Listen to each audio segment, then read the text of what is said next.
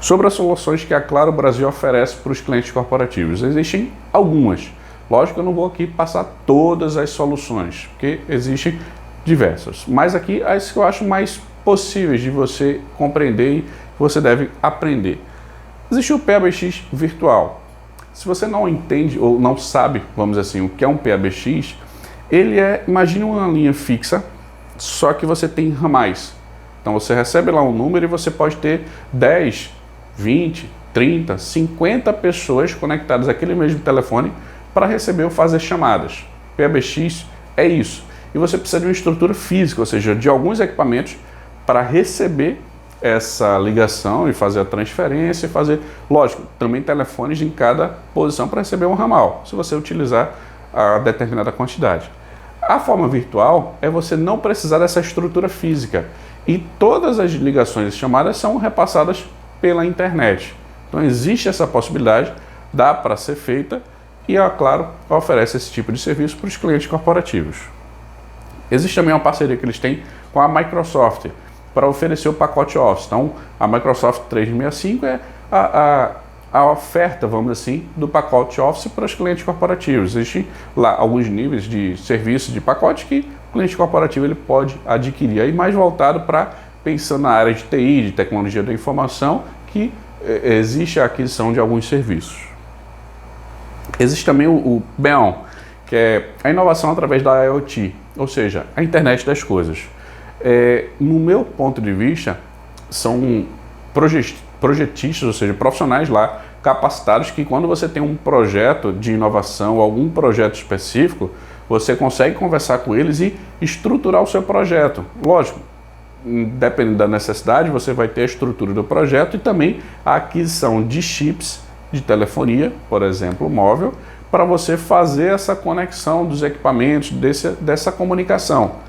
Na maioria dos casos, lógico, você pode fazer o projeto sozinho, mas se você precisar de apoio, se você tiver alguma ideia, ou até algumas startups da vida, eles podem ter o apoio da Claro através dessa área e fazer com que os projetos sejam mais estruturados, voltados à tecnologia. Então você tem o apoio da Claro também nesse tipo de solução. Aí existem diversas, seja a automação de indústrias, para você fazer a comunicação dos equipamentos, como é que você vai fazer, qual o protocolo de comunicação, qual vai ser mais ou menos o tráfego de dados. Você consegue fazer vários projetos, várias possibilidades com aquelas informações que você precisa.